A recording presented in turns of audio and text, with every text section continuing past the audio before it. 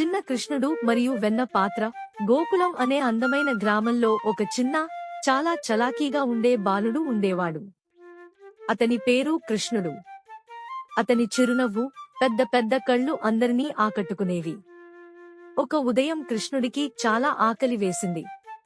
అమ్మ యశోద వెన్న దాచింది. నేను ఎక్కడుందో చూస్తాను అని అతను మెల్లగా అనుకున్నాడు. చిన్న చిన్న అడుగులతో వంటగదిలోకి వెళ్ళాడు.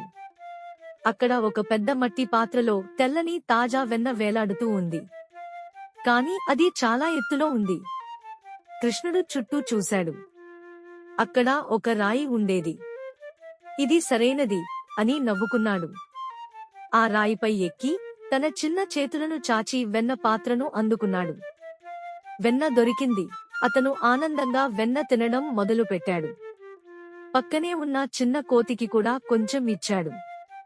అప్పుడే కృష్ణ అని యశోదమ్మ గొంతు వినిపించింది.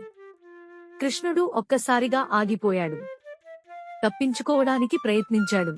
కాని అతని ముఖం అంతా వెన్నతో నిండిపోయింది. యశోదమ్మ లోపలికి వచ్చి చూసింది. చిన్న కృష్ణుడు వెన్నతో ముద్దుగా కనిపిస్తున్నాడు.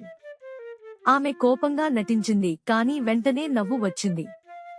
ఈ పిల్లాడిని ఎలా శిక్షించాలి అని ఆమె మనసులో అనుకుంది. కాని ప్రేమతో అతన్ని దగ్గరికి తీసుకుంది. తర్వాత ఇలా దొంగతనం చేయకూడదు, నన్ను అడుగు అంది.